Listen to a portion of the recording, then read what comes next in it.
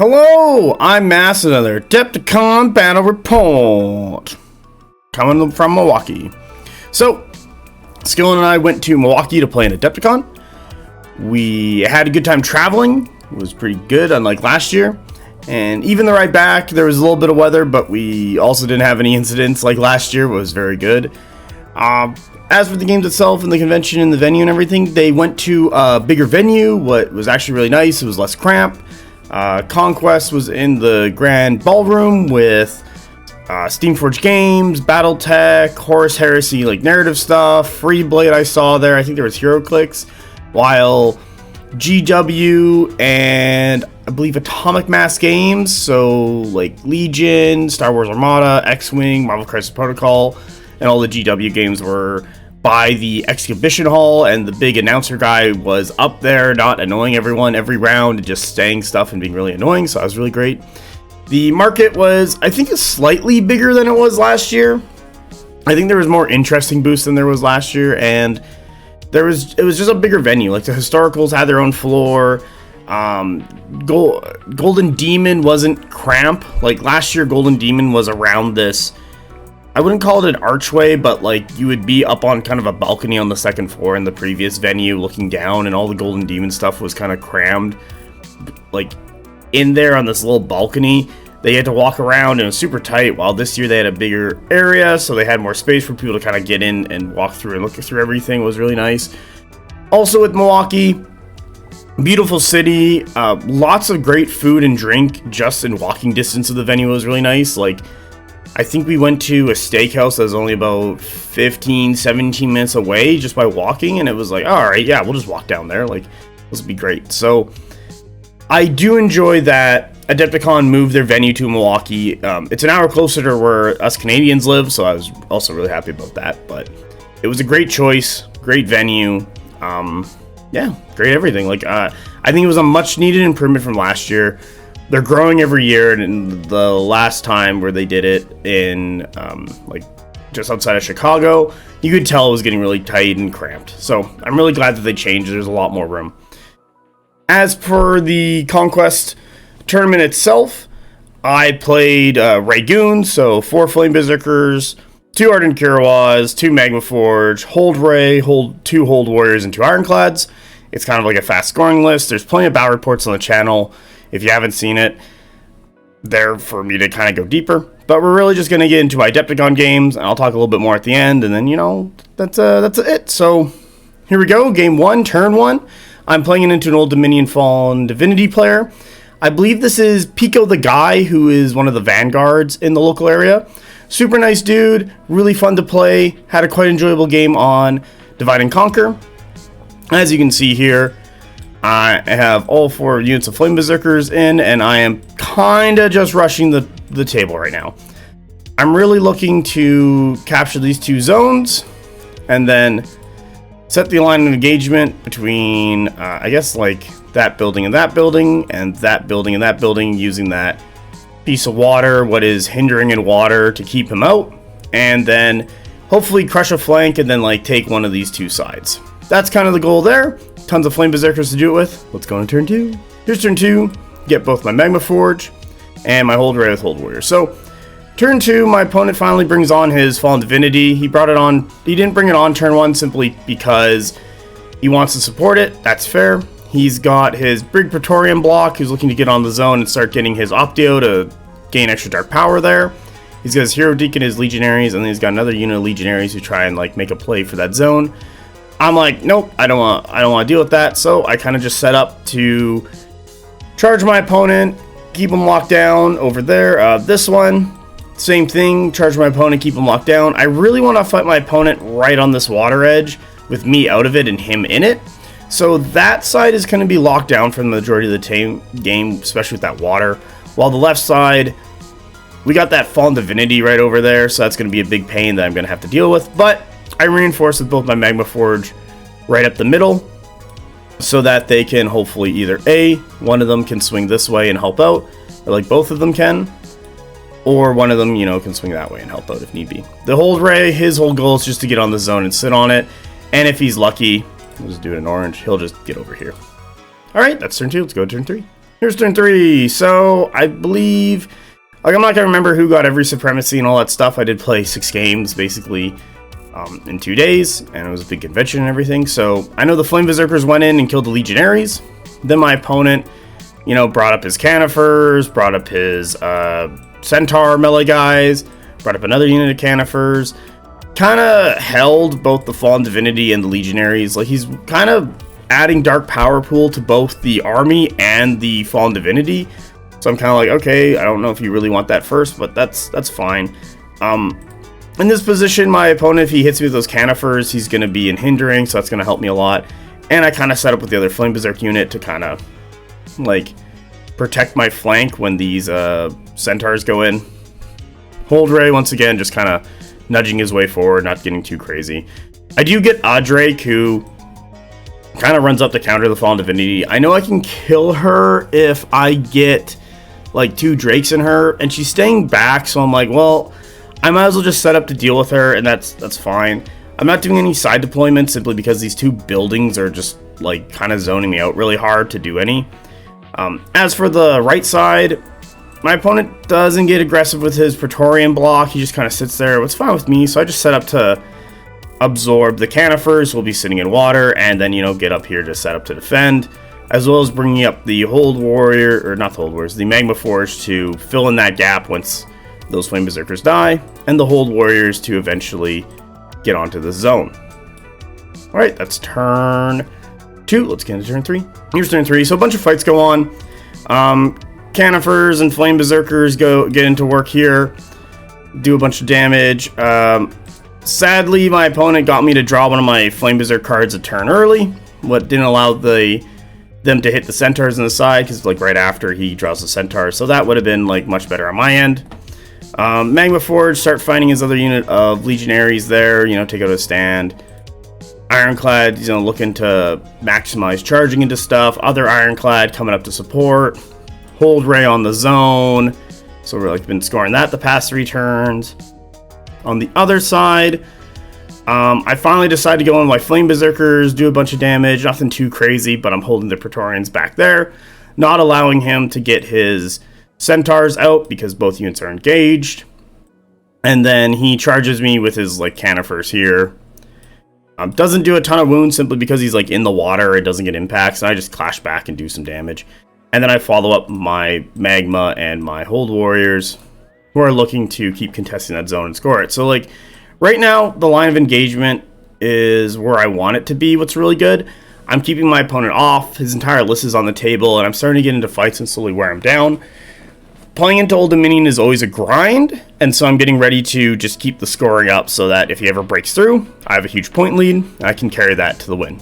Alright, let's get into turn 4, or turn 5. Turn 5, probably. Here's turn 5. So, Flame Berserks kill off the Centaurs, the Canifers go into the Flame Berserks, not the end of the world. Hold Warriors get ready to support and zone out. Other unit of Magma Forge kills off the the Legionaries, and then charge into these Legionaries to lock them down and start getting work into those guys.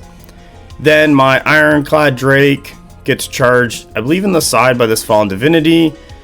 And then I'm like, okay, both Ironclads kind of get in there, attack her, do a bunch of damage, and take her down to 1 health away from, from dead. What's kind of bad, because she's going to hit tier 2 very shortly, but, like, literally next turn, and then she's going to heal and gain more health, and then my Ironclads are literally just going to sit there and just be like, alright guys, live as long as possible, please. My opponent March charged the Fallen Divinity there. What was probably not the best move. He was kind of stuck behind his objective forever, so it was kind of like, alright, well, like, hopefully I can kind of keep boxing you out and keeping you there, and that was kind of the goal, so I did that as long as possible, but now it's ready to go. So now my goal is changing from, like, killing the Fallen Divinity to just stuffing her, and then hopefully I can score enough on this zone, transition to this zone, score that, keep this zone as long as possible, and then transition to that zone and score that. And she can just kind of sit on a zone all she wants. I really don't care. Please don't chase me. That's my goal there. On the right side, Canifers and Flame Berserkers are still going at it. The Centaur guys are still stuck. That's fine. And Flame Berserkers and Praetorian Guard are going at it. Hold Warriors getting in the way, and Magma Forge setting up to fill in the gap for the Flame Berserkers. Alright, let's go into turn 6. Here's turn 6. Tons of stuff happens for me, what's actually really good. The Fallen Divinity going to tier 3 is bad for me, but also bad for my opponent, because a lot of regiments were in his bubble. So things that go on is these Canifers over here kill my Flame Berserkers and Ardent, and then Fallen Divinity at tier 3 triggers and kills off a stand, and then my Hold Warriors and Hold Ray go in and kill off the other stand. So I'm not scoring that zone, but that's okay. I've freed up that side, and I'm going to now make a beeline over to this zone and stay away from everybody and continue scoring points. The Magma Forge, you know, do a bunch of damage. Aura of Death triggers, does a bunch more damage. They fight back, they don't die. Fallen Divinity triggers and kills off the rest of them. I'm like, sweet, you're dead. Next thing, Flame Berserks over here. Do a bunch of damage to Canifers. Canifers activate, kill off Flame Berserks. Fallen Divinity triggers again, kills them off, and it's like, oh boy. That allows the Magma Forge to rush in. I'll do it in orange. Here we go. Kill off one of the goats, or not, I shouldn't call them ghosts, the centaurs. Luckily, not luckily, but my opponent checked that that goat was in, but I don't know why I'm calling them goats. I'm very sorry. The centaurs. That centaur was in, so he chooses that one to die, and then puts wounds on the other. So now it's outside of the Fallen Divinity bubble of death, so they won't lose another one for free. Over on the right, Flame Berserkers do as much damage as they can before the Praetorian kill them, and then I just shimmy over the Hold Warriors to keep the Praetorians away and keep this engagement up. So I'm kind of on the clock, but I have double Ironclads who are fighting the Fallen Divinity. They're not doing a ton of work, but she's going to be there for a while simply because the E2 is going to keep them alive, and she's going to spend like 2 turns to kill every Ironclad. So I know I have that stuff for 4 turns. And a thing I can do is I can start moving this Magma Forge back over here to score that zone, and that'll be fine. Should give me enough points, and especially if I kill off and burgundy these centaurs to kind of like pull out and win the game. So let's get into, I don't know, turn 7 or something. Turn 6 or 7. Okay, here's turn 7. Fallen Divinity goes. Kills my Ironclad. No! Ironclad goes. Hits the Fallen Divinity. It does like 2 damage. It's fine. Or nothing, because like, yay. Other things that happen. On the left here, you know, Hold Rays into that zone. Scoring it. Good. Magma Forge. Literally like reform running over here. They haven't rallied yet, but I really don't care. They need to just get on that zone to just be in the way of the Fallen Divinity. Other good things, Magma Forge kill off the Centaurs. Woo. My opponent charges in with the Praetorians, but once again, in the water. Because why not? But it's fine with me. So, you know, Hold Warriors, you know, I think stab some guys to death and like something. They're like defense 5, so I'm not really going to be getting much out of them, but that's fine. So, like, right now I'm in a really good spot. I just kind of need to hold, and that's okay with me. Praetorian and Fallen Divinity were going to be very hard to tough. If there was one or the other, I could probably do it, but because there's 2, it's going to be a lot of work. So, let's kind of go out with the rest of the game. Turn 8. Turn 8. Drake lives, does some damage to the Fallen Divinity. She really don't care because she's basically immortal at this point. However, Magma Forge rally and get on the zone and just kind of like walk over, wheel, rally. They're like, I'm going to score that. I'm like, okay, cool. Good job. Scoring that one. Magma Forge. Oh, what happened here? Oh, Praetorian Guard go. They kill a stand of Hold Warriors, but opens up a spot for the Magma Forge to rally charge in. And now, you know, I got them all there. So we're just going to keep them all there. I got 2 different regiments on the zone. He's off the zone, still in the water. I'm just, you know, I'm just going to keep attacking him. I really don't care. We're going to lock you down. It's fine. Something I probably could have done is I could have just ran back over here and got on this zone and been like, hey, I'm back here. And that would have been fine too. Because now it's like, okay, you can stay there. And the Fallen Divinity can go to the other zone. And now we're just like even contesting. But I'm like, nah, it's fine. I'm just going to keep bogging him down. I got 3 stands on that zone, and it's gonna take him forever to get on there. So yeah, let's go into turn 9. Here's turn 9. Fallen Divinity kills the Ironclad. Good job, Fallen Divinity. Fallen Divinity charges the Magma Forge. The Magma Forge live. Yep, they make their saves, make their resolve, and I think they live on like 2 health. And I'm like, oh my god, good job, Magma Forge. Score that zone. Score that zone. Hold Warriors, Magma Forge, still fighting the Praetorians. Praetorians at Bastion 5 are doing really well. They kill off another stand of Hold Warriors, but like I am a-okay with that. They're getting less and less attacks because they're fighting from the flank there. And I'm like, you know what? You just stay there. It's okay. I got the 2 command stands in, so he's not going to take that zone. If he kills one of the regiments and then reforms and gets all 4 stands in, what I don't think he will be, he'll either contest me or I'll still have enough that will score. And that's fine with me. So we're doing really well here. I believe let's go into turn 10. Here's turn 10. Fallen Divinity. Kills Magma. Walks up onto zone. We'll just do it in purple. It's fine. And scores it. Good job, Fallen Divinity. Finally got some points on the table. Praetorians. Kill off the Hold Warriors. Sorry, guys. Magma. Kill another stand over here of Praetorians. Still on that zone. Scores it. Hold Ray. Scores it. That's the game. It's turn 10. It's always a grind into Old Dominion. But if you can keep them off the zones and kind of lock them out and make them fight in really crappy spots, you'll be in a really good spot to win. End score 51-2. So good job myself. Round 1 of Adepticon went really well. Pico was a fantastic player, really good sport. He was just fun to play and it was a good time. Let's go into round 2. Here's round 2. I am playing into Andrew Campbell. This is the gentleman who is known to be the chef, the cooking master, the winner of the wooden spoon. This man, I believe, has won 8 wooden spoons before, and that's kind of his claim to fame. Super nice player, super nice opponent. It was actually like quite an enjoyable game to play into Andrew. I had a good time. And he is playing city states. He's playing like an all infantry list and using infantry tactics and scoring on the auxiliary stands, and he has a Talos in there. But we're playing breakouts, so you got those 2 zones, and you're kind of just like picking a side, killing your opponent's zone, killing your opponent's marker, capturing 2 zones, and then pushing out from there, or holding it depending on how the game goes. So he's got to play into the Ragoons. That's the goal. Andrew got the bye round 1, so he's not a contender for the wooden spoon this year, except I'll probably post a picture of it at the end of this video. He came in on the second day wearing a whole chef's outfit. It was pretty awesome. And he handed the wooden spoon to the gentleman who won it this year. And it was actually like a pretty good photo. And I always want to give props to Andrew. Well, let's get into the game. So, round 1, got all 4 Flame Berserkers. I just kind of run them up in a line. I don't know where Andrew's really going, but my plan is to kind of take over the zone, kill this objective at some point, and kind of just do this, and then go from there. I don't want to kill that objective right away because the Ironclad is better at killing it, but I kind of want to just push out and do as much damage as possible to reduce how much he can do to me and take over some good spots. That's round 1. Let's go into 2. Oh, sorry. For Andrew as well, he's looking to get into here, and he's also look into getting this objective. His Mechanist, I'll do it in purple, is in this unit. And he's going to task Torque, get these words right, what's going to make that unit a heavy, and then he's going to, charge in, do 2 damage on the the impact, do 2 damage on the clash, and kill that objective.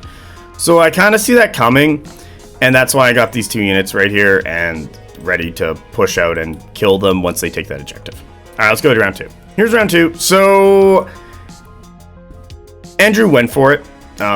He gets a bunch of stuff on, I get a bunch of stuff on, but the big one is that he went for the Torque. He needed like a 3 or a 2 or something to get in, and failed to do so. These are Thorokidis. I think he could have done it if he flew it. I'm just thinking about that now, and he didn't. So I had these Flame Berserkers then kind of sit right here, because he's like, well, now he's like going to be auto-in, so they're just going to sit there and like charge him after, and I can put them at the bottom of my stack. It's really fine. I then have these other Flame Berserkers get into a position that the one on the left can, support the one on the right, and they can kind of kill anything that comes in. Hold Ray and Hold Warriors are going to get on the zone to counter the big unit of Hoplites. They look like Hoplites coming on. I then also bring up the Magma Forge to also deal with the Hoplites. On the left, I get my other Flame Berserk. No, it's a Magma Forge. I got 4 already. So I throw like 1 in the water and then bring up a unit of Magma Forge just to kind of like push out this, this Thorokidi unit. He's going to score that zone, which is fine, but I'm within charge range right here. And if he tries and charges me, I have Magma Forge who can kind of hit him from the side, and that's okay with me. And yeah, that's the exchange. So like I'm setting up trades with him, and he's not in a great spot to do trades. He has his pole mark over here. He has an Era Stark over here. And like if he comes into me, I'm in spots where I can kind of like deal with his stuff. He kind of has to hit me all once, but he's going to start losing pieces as this goes on. All right, let's go to turn 3. Here's turn 3. So Flame Berserkers, charge in, kill off these Thorakides.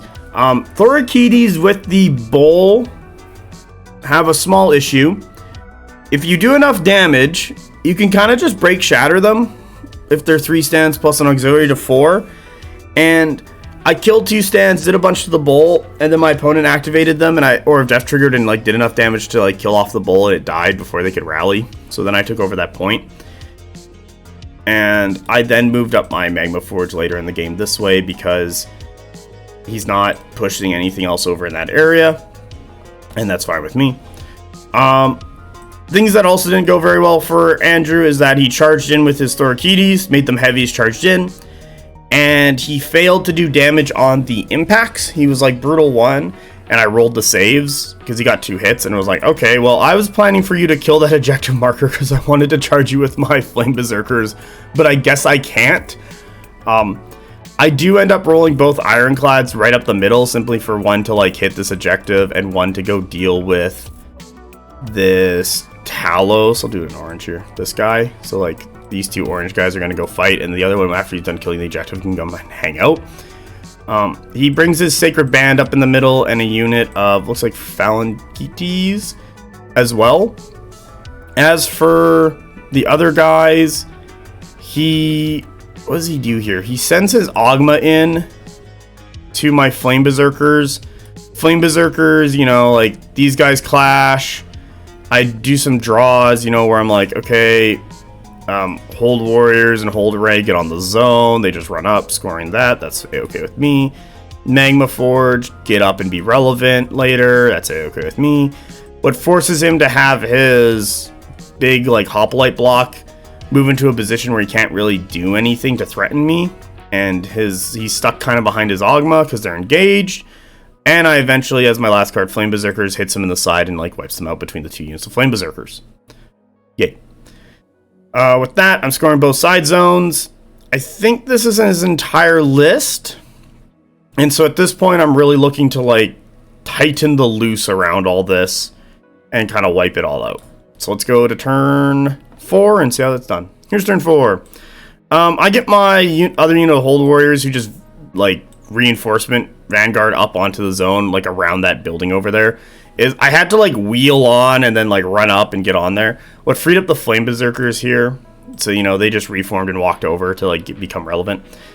Things that did happen, though, for them was the... Oh, what is it? The Ogma? Thorakides. The Thorakides were here. I'll just do them in purple. Magma Forge, because I had, like, cards lower in the stack. Hits the Thorakides in the side, kills them. It was, like, really good. I then... on the right side, my opponent gets his, what are these called? Hoplites into my Flame Berserkers, does a bunch of damage, leaves them on like 1. My 2 units of Flame Berserkers just kind of charge in, or the one that is engaged, he's kind of just stuck there, like doing some damage to Hoplites. Magma Forge, kind of hanging out behind for when stuff dies. Hold Warrior and his Hold Warriors just kind of walk up to keep things off. Phalangites kind of start marching their way this way. He's just had to kind of reform, shuffle around, and get into a better position. And Sacred Band, I believe, just kind of like march charges into the side, or they might have been able to charge and do some damage, but because they're so far out on a lot of them, they didn't do a ton of damage. He does charge in with his, I'll do it in this color, his Talos into my Magma Forge. And I think he does, like, doesn't really get any impacts or something, or I'd save them all, it's fine. I then decide to pull out the Flame Berserkers. I just pull them back to generate room. I need like a 3 to get the Ironclad in. I fail, I break both. It's really bad. You can see those 2 broken tokens. I'm like, well, I got this other ironclad. Fucking do it, boy. And he does it. He gets in, does a bunch of work into the Talos. I'm like, okay, Talos, you're kind of holding that zone. It's fine. I believe I cast no scoring on the Talos, so he actually doesn't score that zone. Or maybe he takes it, I forget. It doesn't really matter. And I still have control of the other two zones, but I'm bringing a lot of force to bear, and things are dying and not in a really good spot for my opponent. So let's go into turn 5 or 6. Probably 6. Maybe 5. Here's turn 5. Talos dies. I think Ironclad just inspired Clash into it, and it just kind of crumpled. I rolled like 7 1s, which generated more hits. So it was like 14 hits in the flank, and it just kind of crumpled. That allowed me to get the Magma Forge into the side of the Sacred Band. They do a bunch of damage into the Sacred Band, but nothing too crazy, simply because they had to go through hindering. Sacred Band had to take like Aura of Death 4 or something. Sacred Band fails to do damage into both I think he does like 1 stand into the Magma Forge, and doesn't do a crazy amount into the other Flame Berserk unit. It lives. My Flame Berserks and my other Flame Berserks kill off the Hoplites right here. And he then puts his Phalangites into my Hold Ray and his Hold Warriors, and as you can see, the Magma Forge swoop into the side, do some damage, and now it's kind of just a grind at this point. So we're really just kind of grinding it off. We're going to have to kill my opponent's objective at some point to score that middle zone, but I'm in a really good spot. The other unit of Flame Berserkers is kind of marching up. Everyone's starting to make their way towards the right side of the table. Next turn. Here's turn 6. Sacred Band kind of just get Aura of Death and killed, and the Ogma just kind of get Aura of Death and killed. And then at that point, I just charge the objective with both Ironclad Drakes. I just march charge him, where I think this guy freaking charge clashed because he had to go through the hindering. I'm like, well, don't roll a whatever, and maybe you'll not fucking break again. And I kill it, and I score all 3 zones. So game 2, really good. Wasn't much of a problem. Andrew got his loss, so he can try and go for his wooden spoon, but he's kind of hoping that everyone gets at least 1 win and he can get the lowest strength of schedule. But I had a really good game with Andrew. He's a fun opponent to play, super nice guy, and he is a Vanguard who's currently, I believe, has moved, so he's going to rebuild a new meta, which should be a fun experience for him, and I hope he enjoys his time at Adepticon. He seemed to have a great time, and he wore that chef's costume for day 2, what was actually quite good. So let's go into round 3. So here's the score from Andrew and mine's game, 68-6. So thank you, Andrew, for playing, and let's get on to round 4. Sorry, 3, something, I don't know. It's been long, don't worry. All right, so here is my round 3 opponent. This is a gentleman named Crazy Combat Carl. I was like, damn, this is a sweet ass name. This gentleman is playing Speaker's Wadroon. So I have a bunch of practice into this matchup, and the only person I've actually lost to is Brian, the gentleman who won LVO. And if you are paying attention to Adepticon, you'll know how well he did. But this matchup I feel pretty good just because I have good knowledge into it, but also it's still a really hard one.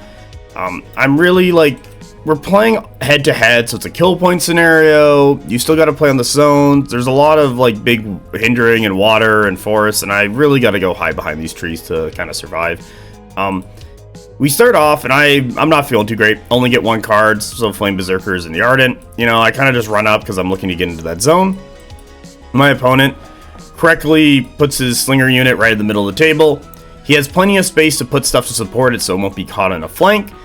And yeah, it's gonna be really rough. With the scenario, there's this table, these 2 buildings being here kind of really chokes the 9er, like the 9-inch circle. So we're either gonna be kind of really hammering it. I'll do it in orange, like this way. There is a 2-stand gap here, and there is a 3-stand gap here, but it's gonna be relevant, but not game warping or ending kind of thing. You'll see as we go on. So let's get into turn 2. This is not turn 2, this is turn 3. I forgot to take a turn 2 photo. Things that happen, I got more stuff on, I kind of push up. I'm playing this very, long decline flank right here. Because I know my opponent can really just, kind of charge me. And I'm like, well, I don't really want to deal with this crap. I have, the Hold Ray and the Hold Warriors looking to get on that zone and kind of lock it down for as long as possible. I'm getting, shot by Slingers. I'm getting shot by ring wards. He charges in his ring lord, and I do some damage to it. But really, we are kind of set up in a way where these 3 units on the left are going to push, push, push. Hold warriors defending the zone there, as you can see. I'll just do it in like this burgundy by this black. There we go. While the flame berserker units are going to be supporting him. And then on the right side, I have the Ironclad Drake who's going to look to get into that zone. We have this unit of Magma Forge across from these Thunder Riders who are just eyeballing each other and playing footsies. And the big reason that is if he ever like comes in here at the Thundies, the Magma Forge charge him. So he has to be really careful and not just get smacked in the butt with Magma Forge. Another issue he kind of has, I'll do it in like purple, is this water template. He's got a lot of units behind it, and I'm going to try and stuff him in there and keep him out as long as possible. Thunder Riders do not want to fight in water. So with that, let's get into turn 4 where the engagements really start kicking off. Also, lastly, this Apex is kind of like hungering for my booty. Let's go into turn 4. Here's turn 4. Here's the push turn. I did this decently alright, oh well. Ring Lord takes a bunch of damage. Kills, like, I don't know, a bunch of Flame Berserkers. Hold Ray and Hold Warriors charge in, kill off, like, Wing Lord. Apex comes in, fucks up the Hold Ray. Ironclad comes in, fucks up Hunting Pack, who also tried to go for the Hold Ray. It's just a March charge in there, so, like, he's kind of stuck. Like, he's got these Braves and these Thunder Riders in the hindering water, and if I just kill those Hunting Pack, I'll just kind of like stuff him on the water, and I really don't care at that point, and that'll force him to like pull out his Thunder Riders. He pulls out his Thunder Riders. I like dead drop the Magma, but they're still in a relative position to kind of side hit or just fucking be eaten by Thunder Riders, but now he's like got to reform and do all this other crap to kind of come back. My other Ironclad's coming up. He just runs up to get in charge range of this Apex, while these Magma Forge, I'll just do it in orange here, are like gonna side hit this Apex, and he, you know, counters with these Blooded. So we're literally just getting to a massive piece trade of like pawns positioning, rooks, knights. Like, it's literally just chess is happening at this point. So this whole side, about that, is a big clusterfuck of unpacking. But you need to take the zone and hold it to do well. On the left side, my opponent, like, you know, he's like, oh, here, take some shots. Oh, here, take some shots. Oh, here, take some shots. I'm like, okay, cool. Run. Run. Run. Everyone runs up. I do make sure, because I thought I fucked this up for a moment, in this lighter purple, that these guys were going to land on the other Flame Berserkers. They don't. Really good. But at this point, if I kind of go first there, I'm going to start locking down Raptors, locking down Quaddle, locking down Slingers, and hopefully once those things get locked down, I can start killing them effectively. So that is turn 4. Let's get into turn 5, where we see where all the trades go. Here's turn 5. So, Flame Berserkers, you know, march charge into Slingers, shutting those guys down. Hold Warriors got shot, and then they didn't get shot. What happens to the fucking Quaddle? Fuck this thing, by the way. Just did a drive-by, ran them over, and then went into my zone, so he's scoring that. Good job on him. I lose a stand. I say, fuck that. I just run into his zone. We're gonna trade. Your Quaddle can sit there. I don't care. No one else is around. Flame Berserkers get the drop into Raptor Riders, do a bunch of damage. Raptor Riders are like, oh, this is terrible. I'm like, yep. In response, Ironclad, I think he just clashes, kills. Like, actually, no, he doesn't clash kill. The Hold Ray, my beauty. Hold Ray kills the Hunting Pack. I'm just gonna draw that. Frees up the Ironclad, does some wounds into the Apex. Apex kills the Hold Ray. I'm just gonna draw this because this is where the Apex is sitting. Magma Forge charge into the side of the Apex, kill it. Blooded charge into the ass of the Magma Forge. Ironclad charges into the side of the Blooded, and he's got like one Blooded. I got a bunch of Magma Forge. Ironclad in response charges into the Braves, kills them, and now it's like a bunch of Thunder Riders across from an Ironclad. They're not going to get any impacts, but he's going to clash and trample that poor thing, so he's going to put some damage on it, but he is in water, he is in hindering. Sadly, the Magma Forge over on the right side here died to Thunder Riders. They just charged in and fucking killed them, and it was like, okay, cool. There's nothing, like, I gotta do the best I can here, like, Jesus, this is gonna be rough. That's turn 5, so I'm in a pretty good spot now, you know, shit's breaking, shit's dying. I just need to kill these 2 Thunder Riders, And then I can go for his slingers, and I can bring stuff around for his quaddle. This fucking bastard can sit over there for all I care at this point. But, you know, we're getting that cleanup phase. Hopefully that blooded dies at a decent time, and I can kind of free more stuff and keep hitting him. Let's get into turn 6. This is not turn 6, this is turn 7. So, forgot to take some photos, that's okay. So, what happened on turn 7, I'll just do it in like this pink, this rouge color. So, rouge, ironclad, and purple.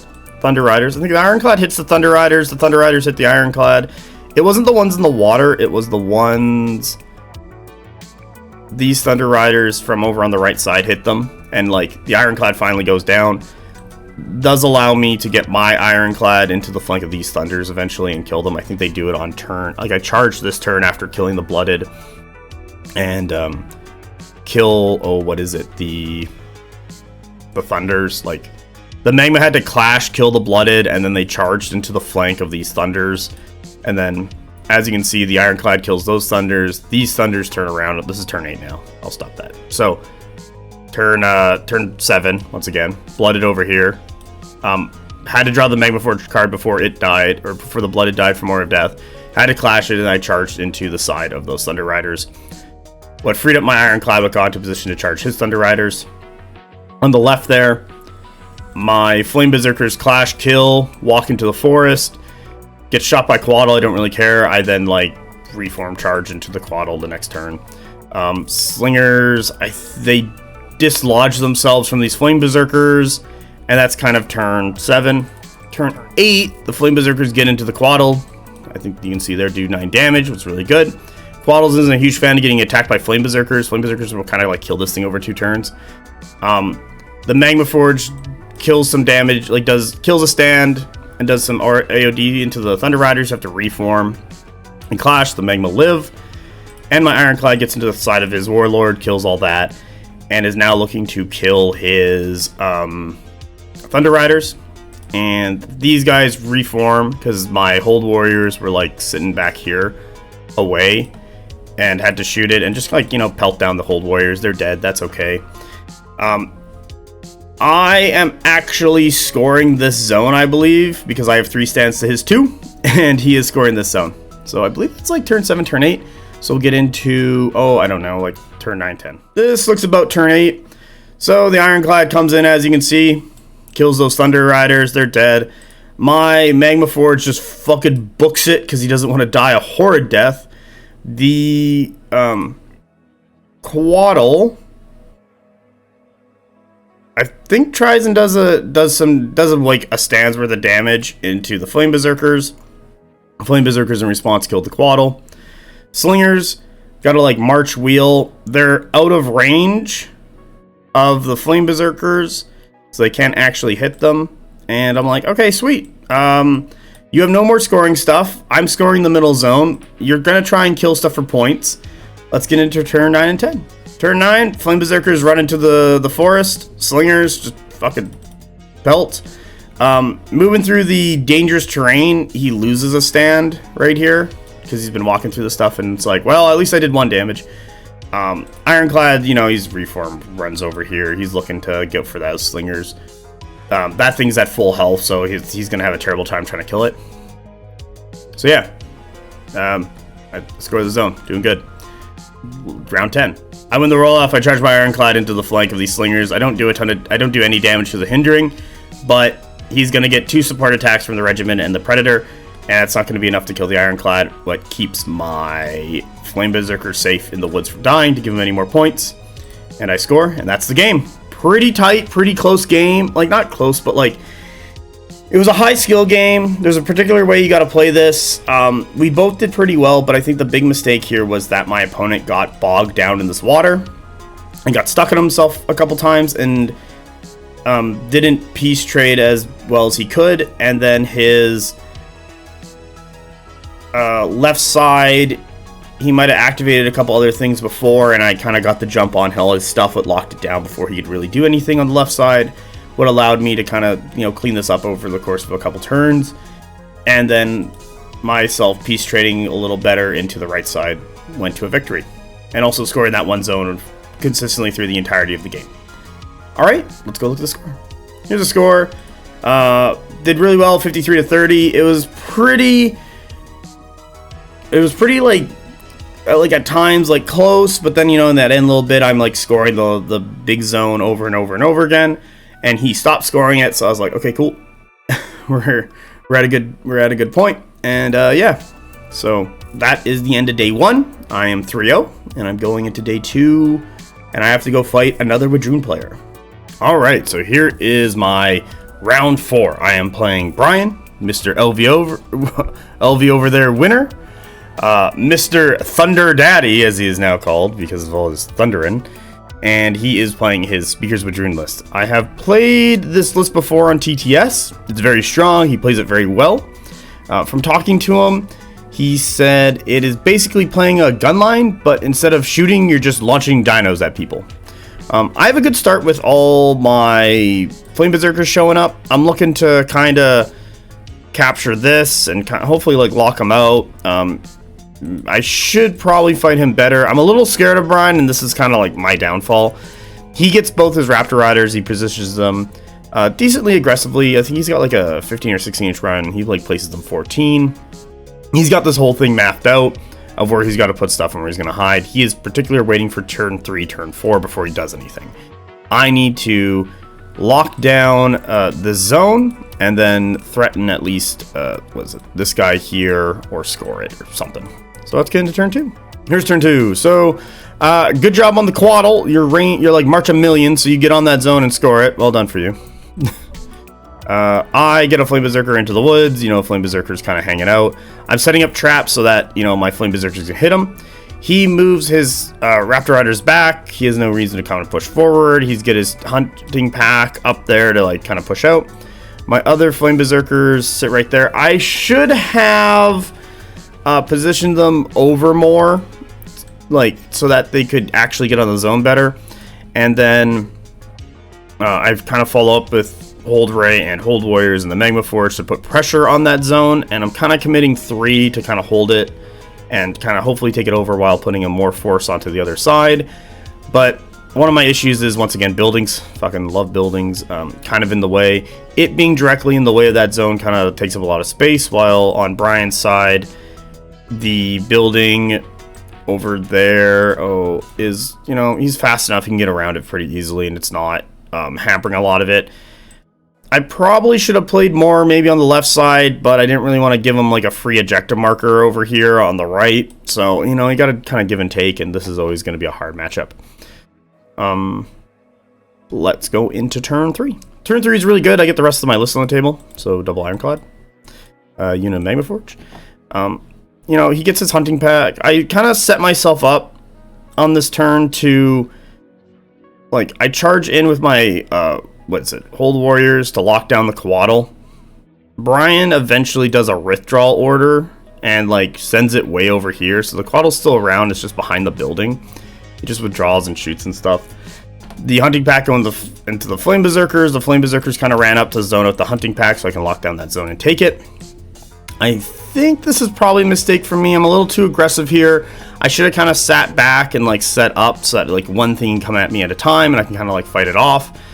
I'm also trying to set up in a way to like hit stuff that comes into the flank and get around these ejector markers, but just the ejector markers are kind of getting in the way. I'm bringing up my Magma Forge and my other Flame Berserkers just sitting on the zone. He gets the rest of his list on, so, you know, he's got his Chosen of Conquest, but he shifted over here. Bringing up the Thunder Riders who are looking across from me.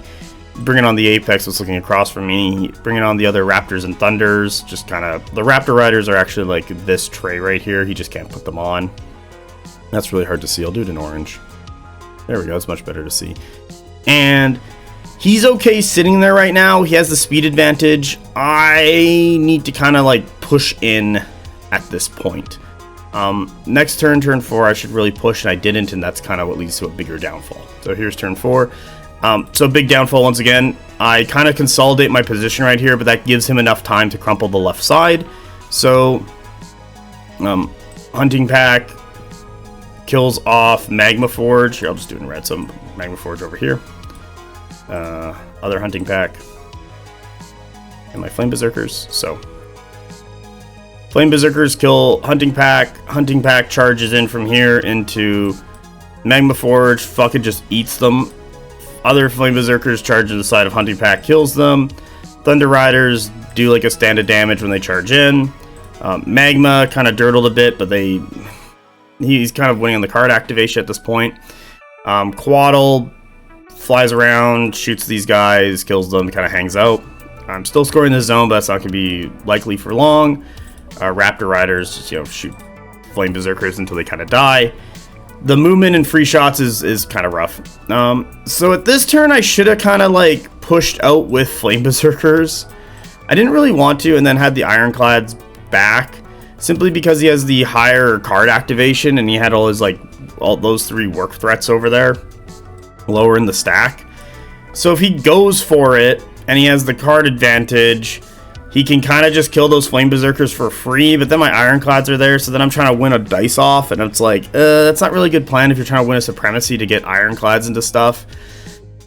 So I'm kind of holding to try and, not necessarily bait him, but now he's winning the left side, so now he can really, turn a lot of his force rightward, and we're talking about it, and he's like, you kind of, were too cagey, and I'm like, yeah, but, if I put those Flame Berserkers up, I'm not going to really engage you. You're going to kill them off because they hadn't activated yet. And then the Ironclads are kind of left in the open without support. And then you're just going to trade because you have 3 work regiments and I have 2. It's not a good trade in my books. So it's really tough. This was going to be a tough matchup no matter what. And I was kind of ready for it as it came in. I'm like, yeah, okay, you know what? I'm going to do as much work as I can and we'll go from there. So, all right, let's go into turn 4. Or 5. Turn 5. Turn 5. Quaddle over there. Shooting at Hold Warriors. That's fine. Raptors, kill off Flame Berserkers. Magma Forge, go into Thunders.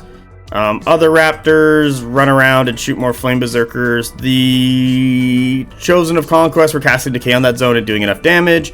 Then he charges in, kills off the Flame Berserkers. Ironclad charges in, does a bunch of damage but doesn't get inspired. These guys dirtle once more into this. I probably should have just pushed the Flame Berserkers up and the Ironclad to go kill it at that point, but he's kind of, bringing around his Apex, just sitting there, ready to fill in the slot whenever anything dies. Not really doing great for me at all. Next turn? I think this is turn 6. So, I think, what does happen? Ironclad dies, Flame Berserkers, Magma Forge die to Raptors, Thunder Riders kill objective, Quaddle, still shooting, there's no reason to do anything. Thunder Riders just move up. Other Flame Berserkers, I think they go into the Apex and just die from stuff. I forget exactly what happens, but it's just kind of rough around.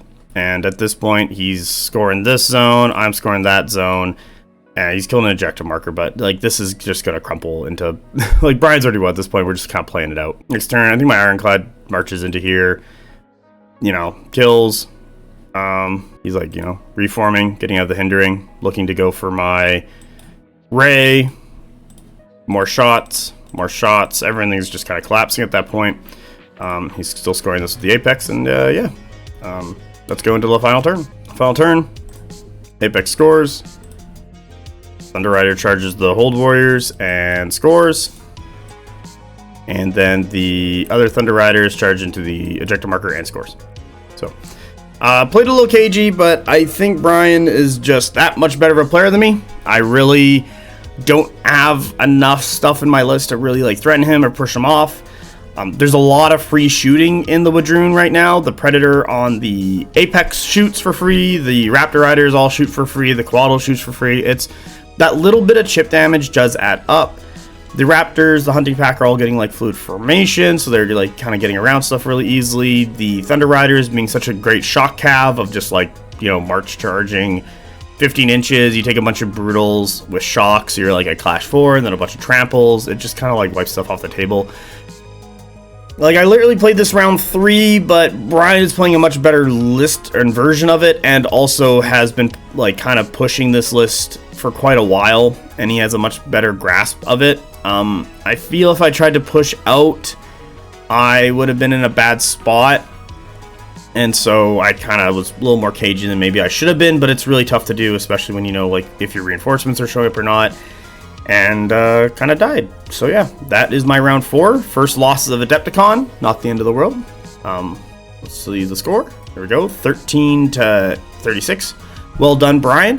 Brian does go and plays Carl in round 6 and beats him by 2 points. So Brian does win Adepticon. So congratulations, Brian, for winning Adepticon. You did a fantastic job as always.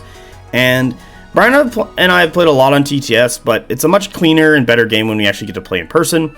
So I quite enjoyed that. Let's get into my round 5. All right. So here's my round 5. I am playing Judge Worm, also known as Jeff. He is playing City States. He's got like 4 chariots. I think he has a Talos. Maybe he has a Talos. I fucking forget. We'll find out as we go through photos.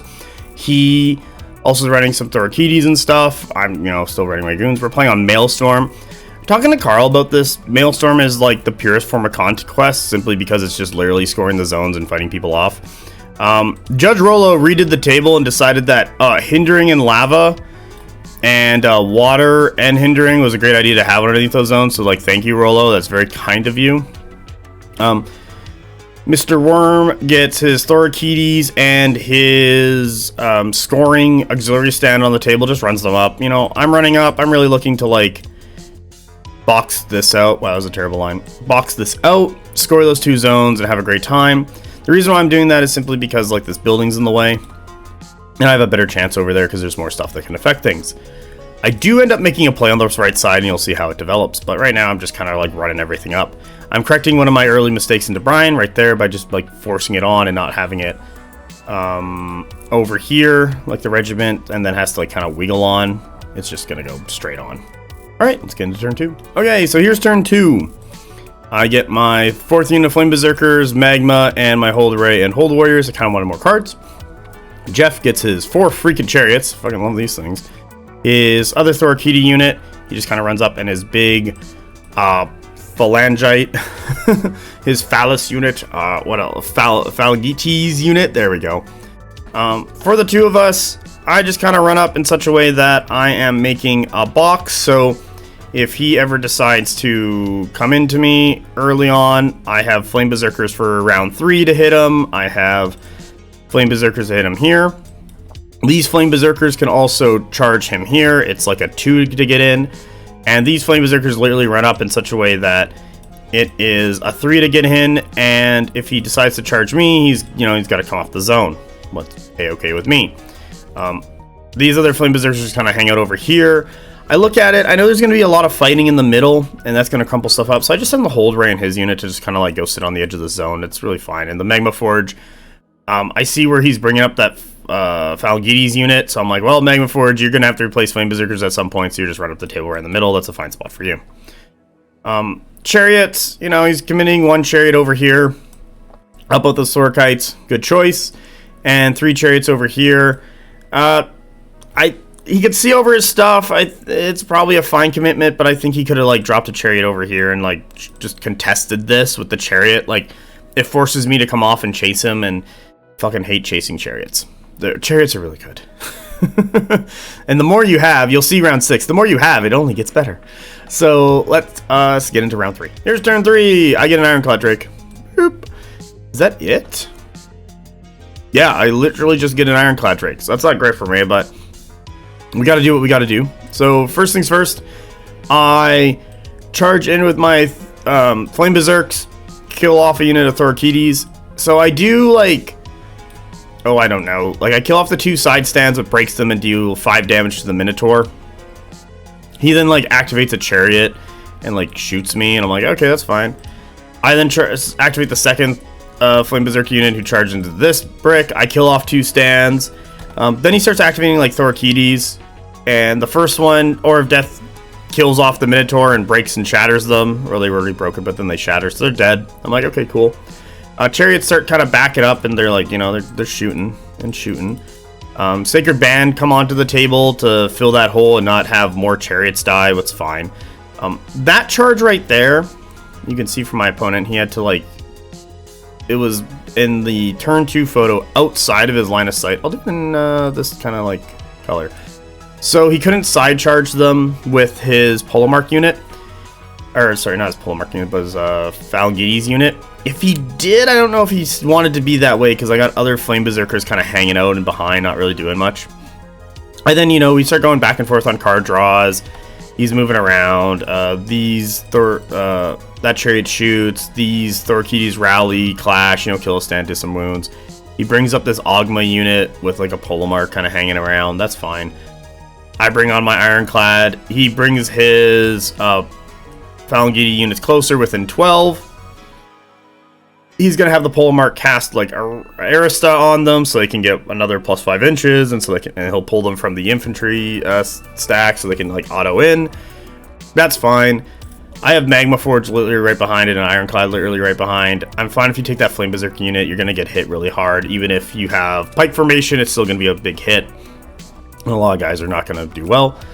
Flame Berserkers zoning off the zone, and I start looking at making a play this way because I also have my Hold Ray and Hold Warrior on the zone, and I believe checking in with him, like, that's the majority of his list. He might have one more thing to play, I'm not exactly sure, but at that point, he's not going to be able to kind of keep me away anymore, and he hasn't placed anything to contest the left side. He's playing a really heavily declined flank, but he's really focused in the middle, and chariots don't really win games. Well, you'll see in round 6 they do win games if you have enough of them, but 4 chariots do not win games.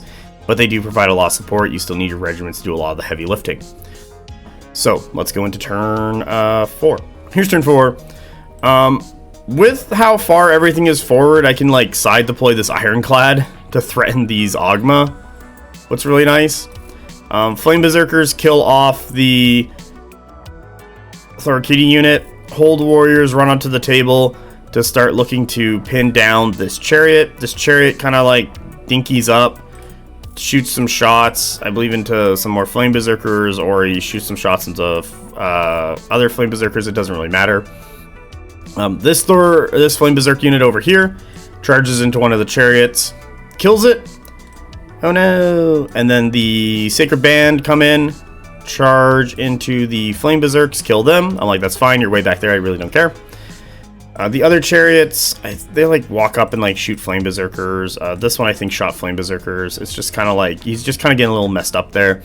What does allow me to like run this Flame Berserker unit way over here to like start tying this up, and that's going to kind of lock that chariot down and I can kill it, and that'll force either the Sacred Band will have to make a choice to run forward and leave its butt exposed, or does it want to turn around and deal with Flame Berserkers.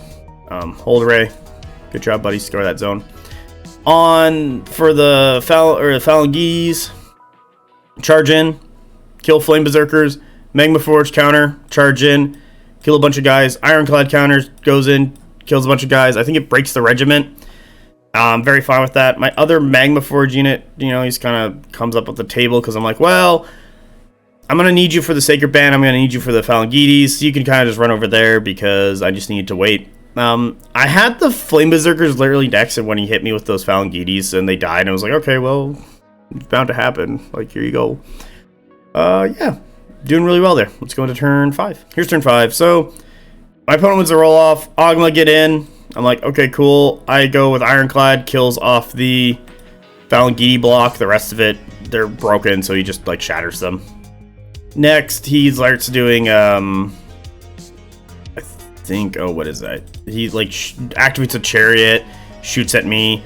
I activate Flame Berserker or the other Ironclad, who like does a bunch of damage and kills off the backstands. Then he, I think, activates another chariot. I believe it's this guy right here.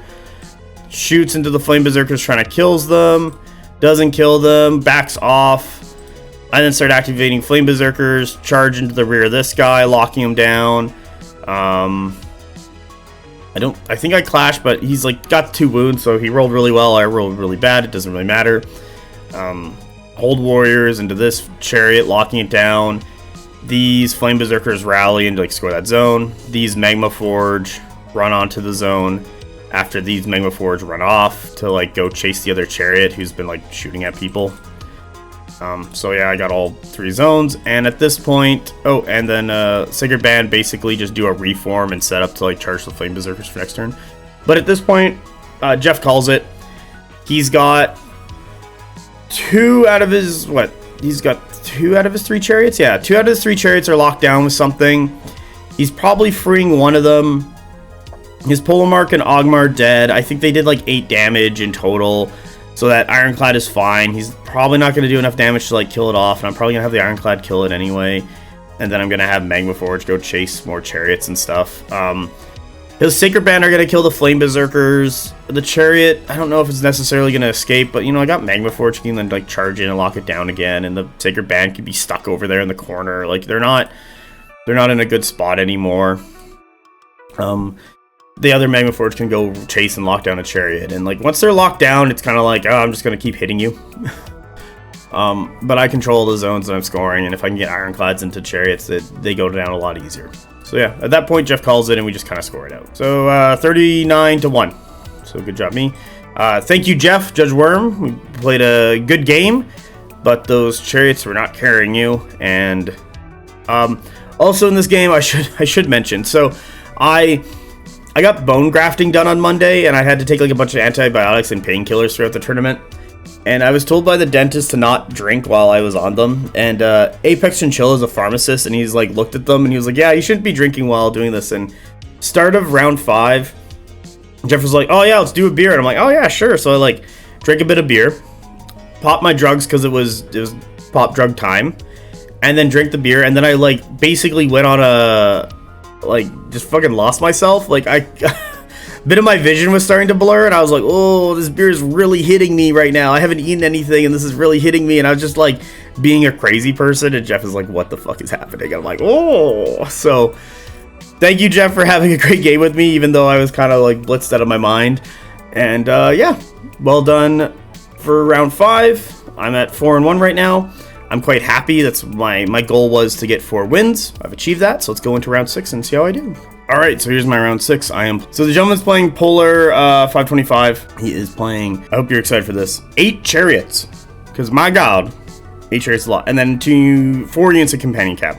He has 3 MSUs and 6 blocks and 2 Ipakos. So he's playing that all horse meme list. He does very well with it, don't you worry. So turn 1, I get all my lights on. Nice. I set up to kind of just take over everything and kind of go from there. I do fuck this up. So, this is Forlorn Hope. You have a 2-foot no reinforcement line. I forgot about this during the game, and I do side deploy some stuff over on the right side. That is bad on me. It is okay, though. My opponent still wins the game, so it's not a total fuck up. And it's a fuck up on me for forgetting that rule while playing this game. It doesn't affect the outcome of the game because my opponent won. There we go. Alright, let's get into turn 2. Wow, that's a lot of chariots. Who would have thunk it? There's so many chariots, and then this team, it's a companion cab. So I just kind of set up like a big line, like right here, to kind of zone him out. He just kind of brings everything on. I stay at 21 inches from the table edge, so I don't immediately get shot and push up. I get both my hold ray and the magma forge, so I put right here to kind of push this way to keep applying pressure. Turn 3, I'm hoping that I can get some more stuff. And I'm already looking to try and like bog down his companion cab, bog down his chariots, because like once you get them bogged down, you can kind of kill them. But at 8 chariots, it's a little too much because the chariots are freeing each other, and they're very maneuverable. And you'll see them like, okay, he's gonna march, he's gonna reform, he's gonna fire, he's gonna go over else, and it's just like a lot of effectiveness is coming out of chariots because they just can't. You can't. It's hard to like get them. If there's like 2 to 4 chariots, you can kind of like start bogging them down with stuff as you kind of get through, and like start trading up, but. So like if there's 4 and you bog down 1 and kill it, and then can get into another one and kill 2, then you're in a really good spot. But with 8 chariots, it's just like you're just getting shot. Like there's a freaking, I'll do it in blue here. There's 1, 2, 3, 4, 5 chariots over here, and there is 3 chariots over here. He's in a really good spot. It's a lot of chariots. So if I even bog down 1, the other 4 chariots are freeing it up, and it's like, oh my god, please stop. So yeah, let's get into turn 3 because literally I'm just like building a line. Here's turn 3. We charge in with Flame Berserkers. I think he wins the roll off. He puts his cav in. His cav die. I think one of my Flame Berserkers get like shot to fucking death. 1, 2, 3, 4. 1, 2, 3, 4. I think one of his chariots actually just charged me, like shot then charged me to like keep me back. It was a smart play. So then I have to like go here and kill a chariot. So he's kind of trying to keep me back and not push in. What's smart? He has his companion cav hit one of my flame berserker units, kills it, you know, and they shoot, and I go into this like the side and kill that. He's got one guy left. A chariot kind of comes in, and you know, these guys are like shooting and crap and being annoying. I only get an ironclad, so he's kind of looking down the middle to kill that ejector marker. But I kind of need him to start fighting, because these chariots are just shooting at me, and it's like, I kind of need a little bit more. I need my other mediums and my other heavy on to like keep the push and the pressure up, because if I got the other ones, I could have put them here and just kind of ran forward and been in a really good spot to keep pushing this side and hopefully, like, you know, swing it out. So let's get into turn 4. I don't really have much to say, simply because it's just get shot. Like, the chariots are just moving around and shooting me, and I'm not like really making crazy plays. This big companion cab block with his warlord and the lightsabers coming for me, and that's going to do a ton of damage. If the chariots like if any of the companion cab or chariots touch you with the Apokos warlord, you can't score, so it's like kind of negating my whole score more thing. So this is going to be real fun. Here's turn 4. Here's my mistake. Shouldn't have done that. They should have been over here. That's fine. I don't know. My flame berserks over here go. They kill off one of the companion cab. They put some wounds into that. The companion cab, you know, come in and hit and kill them on the impacts and reform. My hold warriors come up to like start contesting the zone. My magma forge and ironclad start coming this way to. I'll do that in red to start coming from the side to deal with all that stuff. Flame berserks and magma forge kind of move up and charge and kill more chariots. Or try to kill more chariots. I think the chariot died right here, which thank goodness. But companion cab lost impacts and hit magma forge. Magma forge didn't do a really ton of damage to this chariot. Hold ray, you know, sitting on that zone. So we're kind of going back and forth. I'm still scoring 2 zones. He's scoring 1. Like, it's still a lot, and I kind of need to start killing chariots effectively. Chariots are really annoying because they kind of their defensive stats are just good enough where they live on like a wound or 2 and last a little longer than they like have rights to. And it just gets annoying. So chariots are living a little longer than I was hoping for, what's kind of putting me back, and that's the game my opponent wants to play. And it's a really good game, but it's just tough. So let's get into turn 5. Here's turn 5. Magma Forge, you failed to charge, so they just like move up an inch. They need like a 3 or 4, they fail it. So the Ironclad had to like charge in and kill a chariot, take that zone. But you know, we got this chariot over here, which like shoot. I don't think he actually shoots the Ironclad. I think he just fucking starts putting shots at the Magma Forge. This other chariot puts shots and charges into the Hold Warriors to keep them back. Hold Warriors attack, but don't do a ton of work. The other Ironclad, the other Ironclad lived on 1 and they got to clash back the companion cab that like charged in. This chariot over here in purple shot it and then charged the Hold Warrior, so it's like, oh, that's not good. These guys over on the left should have been more. I should have started backing them up this way and like redid their frontage in such a way that I wasn't going to get fucked over by companion cab and not hitting the side. But I'm still dealing with chariots. Magma Forge go down. Flame Berserkers kill off companion cav. But once again, chariots are just fucking unloading into me, so this is just really annoying. I score 2, he scores 1, but he just has tons of chariots, and I don't have a very effective way of killing them. So let's get into turn 6. Turn 6, Magma Forge, you do it again. You fucking failed to charge into the ass of these guys, so good job. Ironclad Drake charges this chariot, kills it. Good job. Chariots kill Flame Berserker. Chariot starts shooting that way. Chariot starts, you know, shooting this thing, making his way over. I love it. Companion cab, as you can see, kill my hold ray and his hold warriors, so they're scoring 2. Boop, boop. Oh, and scoring 3 because the hold warriors do some damage to the chariot but don't kill it. And the Magma Forge failed to kill that thing, so it's like, failed 2 charges with Magma Forge, really sucks. Maybe I should have march charged. I really thought about it, and I probably should have, but it was just like, I needed to catch up, simply because you need to start killing chariots as quickly as possible, and they have that slight little bit of survivability that just keeps them going. It's just really annoying. The fire in advance of them like moving up, shooting, then backing off, as well as the dead shots, and then rapid volley if they're rolling ones, it just adds up and up and up, and it's like, oh my gosh, please stop. But my opponent is playing this very well. He's a great guy, great opponent. I had an enjoyable game with him, and let's keep going. So my opponent was looking to kill this ejector marker. I'll do it in black. And I'm like, no, and I just charge the Ironclad in and kill it so he doesn't get it. I'm like, that's mine. Magma Forge, due to your failures, you have been relegated to sit on zone and score. Old warriors kill off this chariot. Well done, guys. But the companion cav have reformed and are starting to make their way over to you, so that's going to suck. The other two chariots just kind of, you know, get onto the zone here, start making shots at the ironclad. This one starts making shots, and it's like, please, I have a family, please. So here we go. I'm not sure what turn it is, but we're just gonna keep going. Editing mass will figure it out later. Whatever turn this is, ironclad reforms, charges the side of the chariot, and fucking kills it. Because he had his chariot in a position where I was out of my front arc, so I couldn't see it. The companion cav charge in and kill my hold warriors and get on the zone. Well done. They just charge clash, like they don't get their impacts or inspire, but that's a-okay. The other two chariots just kind of, you know, move up and shoot, and fucking dead. And they sit on those two zones. And it's like, cool. I then, with the Magma Forge, I just run into the forest. You guys have failed me. I'm very disappointed in you. And yeah, that, I believe, is the game. He says, yeah, I'm kind of just going to call it there. I'm like, yeah, that's fine. There's nothing I can do to come back from this. He's got 3 zones. I have 1. We just count up the points to 10, and that's it. So let's go check out the score. Here's the score. 29-58. Defeat. Kyle went 5-1. I went 4-2. Very good, Kyle. Great opponent. Great player. He's trying to make worlds, so I don't blame him for playing out that match. I know a bunch of the other guys at kind of the top tables just took draws because they didn't really want to mess up their like where they were sitting in the standings, because all of them had done really well. Kyle wanted to play. I said, okay, let's play it out, and we did. So I'm so glad we played. Overall, I came in 10th, which is pretty good.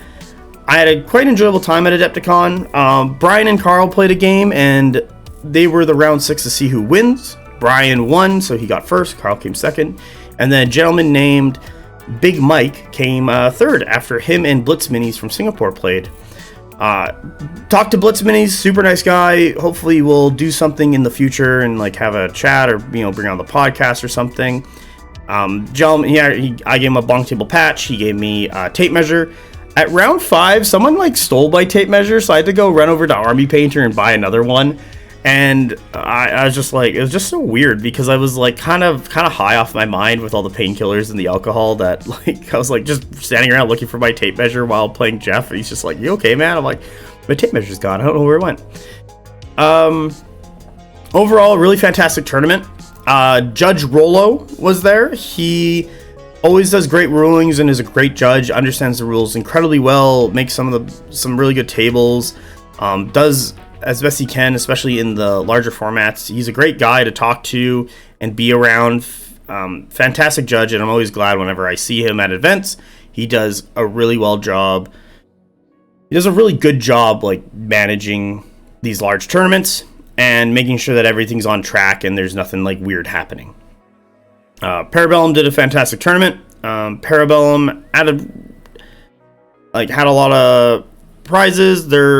Not everyone got everything, so like there was like first, second, and third got a bunch of stuff. There was, best painted, I think Army, Monster, and Regiment got prizes, and then there was a raffle for a bunch of other prizes. It was pretty good. There was also, this year, what was very exciting was that there was younger players, so people under the age of 18.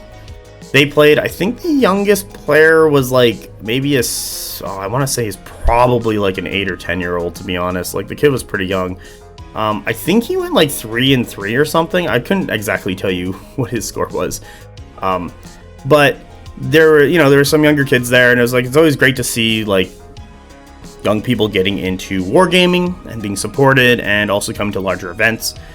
They're always very excited for that. Lots of great food and drink. Went out to like a Brazilian steakhouse and like a steak place for dinner. We went to like the 3rd Street Market, I believe, but had a beer wall where you could just kind of go up and get like infinite beer. It was pretty amazing. I sadly did not go because the days I went, I was told by the dentist I couldn't drink until Friday, so I didn't drink until Friday, and on Saturday I was kind of blitzed out of my mind when I did play Jeff's game, because I drank and took the painkillers, and I was like, and the antibiotics, I was like, oh boy, this is a terrible choice. Yeah, overall, like, I like going to Adepticon. I think I'm gonna go every year. I'm gonna compete and hopefully do well or decently well every year. I came in 10th. I played Dweg home. I think I've pushed Dweg home as far as it can really go before the Dweg rework. I was kind of talking to Brian, and I'm like, we were talking about it a little bit, and it was kind of like, well, Brian could probably push it another game. He thinks he could go 5-1 with it. But he's going to hit like Carl. I talked to Brian, and he had to play Blitz Minis. He had to play Carl. He had to play Apex Chinchilla. Apex Chinchilla is running a Wadroon gun line where he's just like throwing shit at you. He's just throwing rocks and you're just dying. So Apex had a really good running there. He went like 4-1-1. A lot of the like Michigan guys who are very good at Conquest went 4-1-1. They kind of just like tied off. It's fine. I get it. And yeah, it was a good time overall. I'm glad I go, and I think I'm going to continue going to Adepticon. So thank you for watching. Hope you like and subscribe to these videos and just my rounds at Adepticon. I'm going to have Carl, Brian, and Big Mike, the top 3, show up on the BonkTable podcast in like the next 2 weeks. Probably next 3 weeks for you guys, but for me it's going to be 2. I just got to go back to work and, make some money to pay off all this stuff. And that's when, we're going to be a little more chill after coming from such a big con and event. Adepticon is the largest Conquest tournament that they have held. It had 61 players, so quite a lot of people. I think 9 people dropped by the end of it, so it ended up being like about 52, 51-ish or something. Maybe 8 people dropped, not exactly sure. But still really good overall. Fantastic event. Love going every year. And yeah, hope you have a good one. Bye.